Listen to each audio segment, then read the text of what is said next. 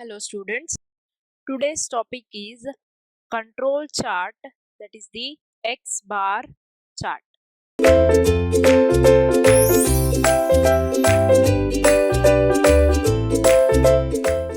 So this control chart, that is the X bar chart, is used to control the variation in mean or the average of the measured data of the sample. X bar control chart is used to measure the mean. Mean is nothing but average of measured data of the samples. So how we find the mean? Mean is nothing but we will add up the data and then we will divide it by the number of samples. So that way we will find the mean. So if a single sample of size n is drawn from a population, then the control limits are easily determined. If a single sample of size n is, so sample size here is small n from the population, the control limits are easily determined. Now to understand this X bar chart, how we plot this chart, let us take an example. Let the values be x1, x2, x3 and so on up till xn with the mean, that is the mean being, so the mean we will denote with x bar and standard deviation is sigma. So the control limit or the central line is x bar, that is equal to the mean. Then the upper control limit for the data or for the x bar is given as x bar plus 3 into sigma. The lower control limit for this chart is x bar minus 3 into sigma. So but in practice what do? We take number of samples at different point of time from same process and the sample means are calculated. So we take a number of samples at different point of time from the same process and then sample mean is calculated. Let us assume that the sample means have a sampling distribution with mean as, so the sample mean have sampling distribution with mean, we will denote it as mu x bar and standard deviation sigma x bar, which is given by, that is sigma x bar is given by sigma divided by root of n, where n is the number of sample. So we can draw the control chart with the following center line and the control limits. So for this condition, that is when we are drawing samples at a different point of time from the same process, then we will write the control chart can be drawn with following center line and control limits. What is it?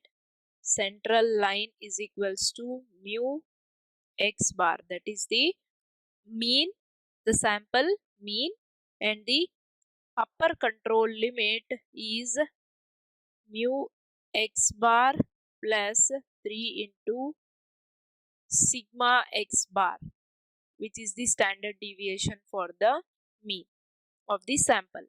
Then lower control limit is mu x bar minus 3 into sigma x bar. So if the process is under control, all the observations will fall within the control limits.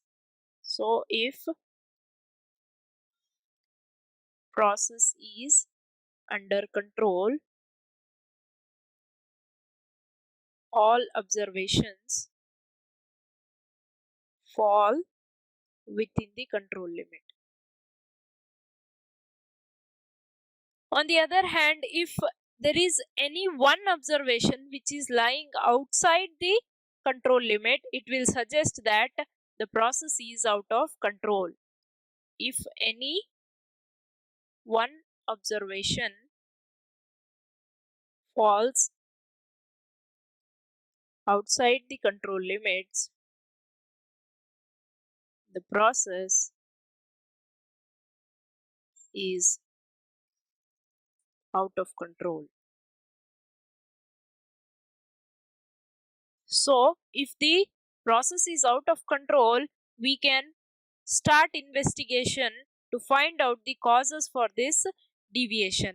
So, when all the observations are falling within the control limit, the control chart can provide clues about the possibility of the process going out of control.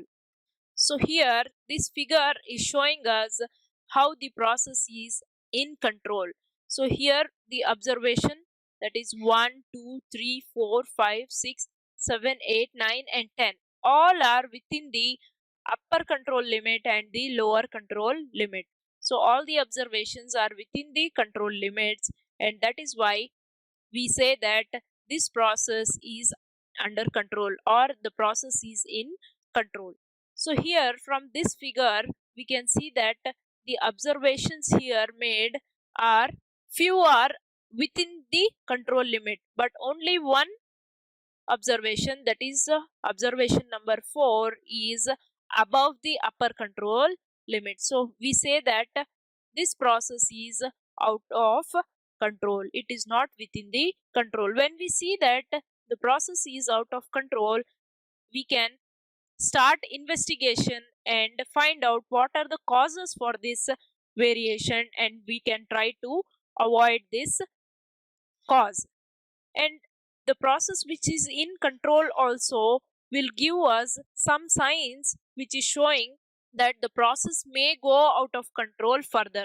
So here the 10th observation is showing us that it is very nearer to the upper control limit. So by this we can see that it may further go out of control, and we can try to control it and get it within the control. The next one, here we see that increasing trend, that is process going out of control. So here the observations are seen that they are slowly increasing towards, and they are trying to reach towards the upper control limits. So this figure, that is, let us name this as figure 3. Figure 3 is showing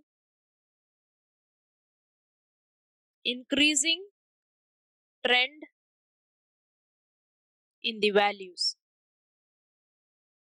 So even though all the observations are falling within the control limit, they exhibit anything but random variation. We see a distinct pattern which is indicating imminent loss of the process control. So here all the observations are slowly going out of hand. That is, we can observe a certain loss of process control. So movement of values towards one of the control limit is due to assignable causes.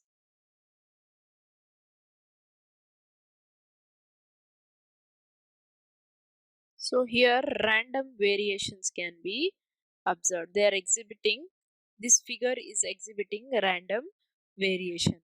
We see a distinct pattern which indicates loss of process control.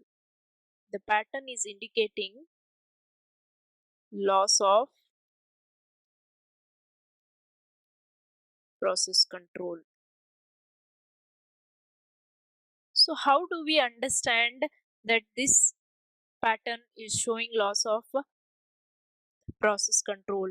See, the movement of the values or observations towards one of the control limit is due to the assignable causes which need to be checked or investigated.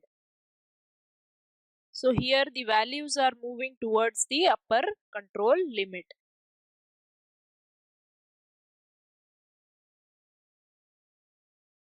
So there are certain patterns that are observed which indicate the loss of process control. The patterns that indicate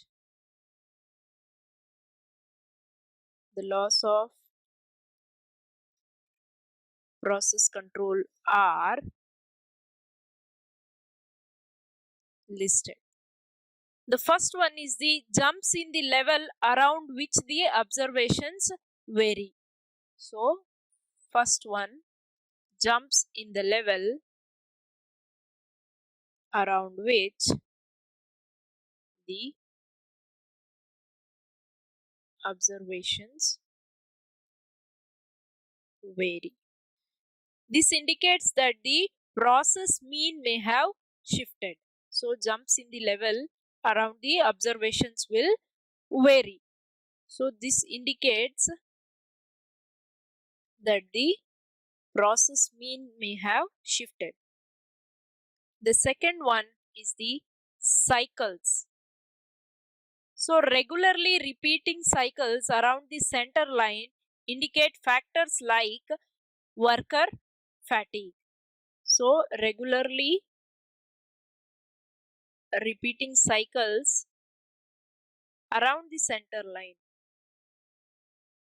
indicate worker fatigue.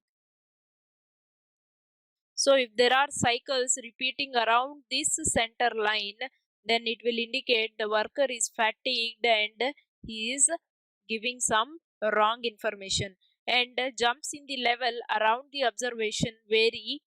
This will indicate that the process mean, which is equal to the central line, may have been shifted. So there will be some mistake in forming the mean. The next one is the hugging control limits. The third one, that is the hugging control limits. So uniformly large deviation from the mean can indicate that two distinct populations are being observed. So if there is uniformly large deviation from the value of mean, then it will indicate that two different populations are being observed.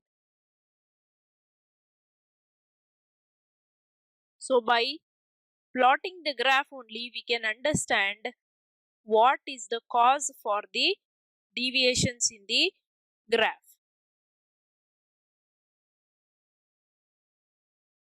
The fourth and the last one is the hugging center line. So uniformly large deviation will show hugging control line, and uniformly small deviation from the mean indicates that variability has been reduced from historic levels. So there may be scope for tightening the control limit, which may further improve. So uniformly small deviation from the mean indicates that variability has been reduced from historic levels. So here there may be scope for tightening, that is getting the control lines towards each other for further improvement,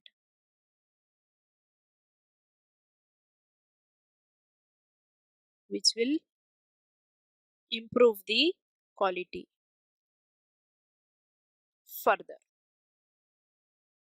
So we should know that the upper control limit and the lower control limit of the charts will show us the process capability. When the tolerance lines are added to the control chart, the most basic role is served. That is, so they will show whether the process capability is adequate for the tolerance from the specifications. So when you add up this UTL, that is the upper tolerance limit and the lower tolerance limit, this will become the most basic role. That is, these tolerance limits will show if this process capability is enough for the tolerance which are from the specifications. So here we can see that the tolerances which are given here in this figure are much wider than or much above the upper control limit and the lower control limit.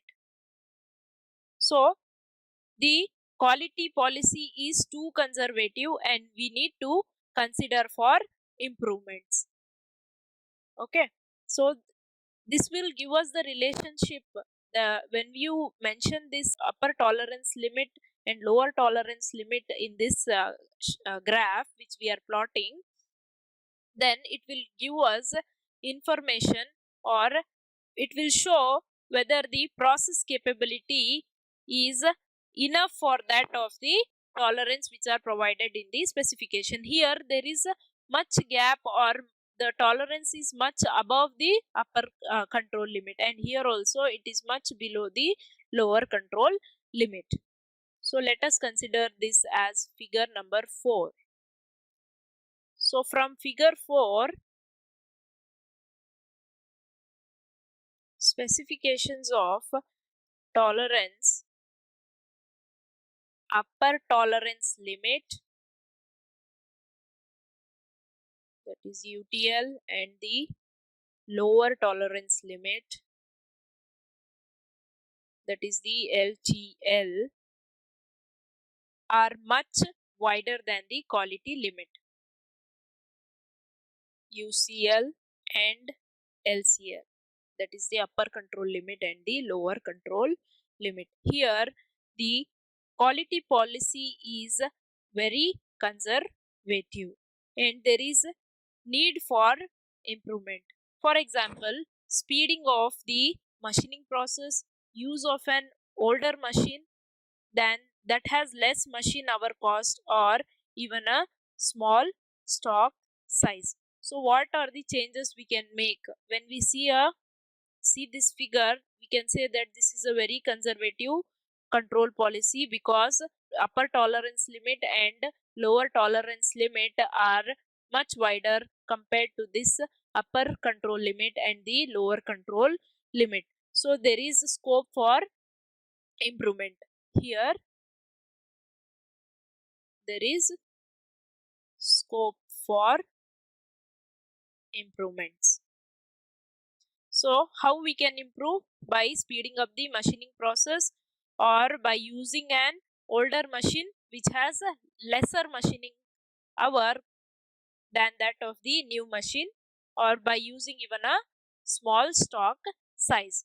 So from this figure, the control limits outside the tolerance limit. So this figure, let us consider this as figure number 5. So from figure number 5, we can see that the control limits are outside that of the tolerance limit. So if this is the upper tolerance limit and this is the lower tolerance limit, we see that the upper control limit and the lower control limit are out of these tolerance limit. We can see that 2 points exceed the control limit. So here this first point and this is the second point which is exceeding the control limit, but there are 3 points which is exceeding the tolerance and 2 others are on the higher limit of the tolerance. So there are 3 points which are exceeding the tolerance. So here this is the first point which is exceeding the tolerance limit, this is the second point, and this is the third point which is exceeding the tolerance limit, and 1 point is on the higher tolerance limit. So depending on the degree of perfection necessary, 100% inspection may be required until this situation is corrected. So depending upon the degree of perfection which is necessary in this process, there might be need for 100% inspection, not the sample inspection, but 100% inspection might be needed to correct this situation.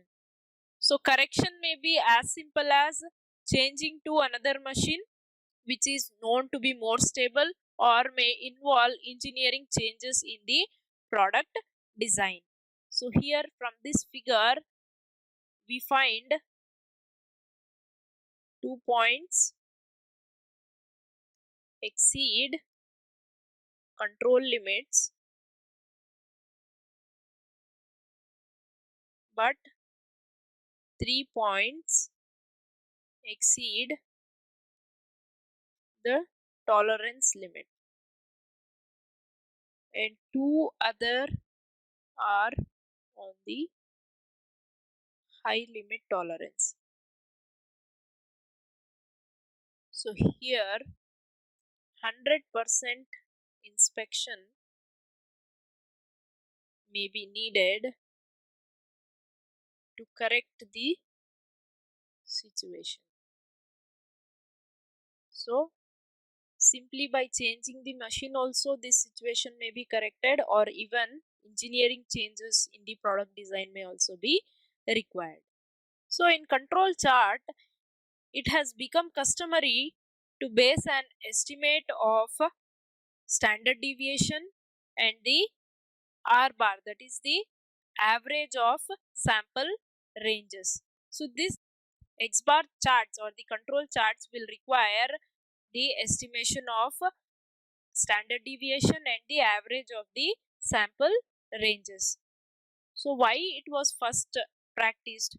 It was first practiced because the control charts were often plotted on the factory floor, and it was a lot easier for the workers to compute the sample ranges than to compute the sample standard deviation. So that is why they started plotting the control charts and they started finding the average ranges of samples.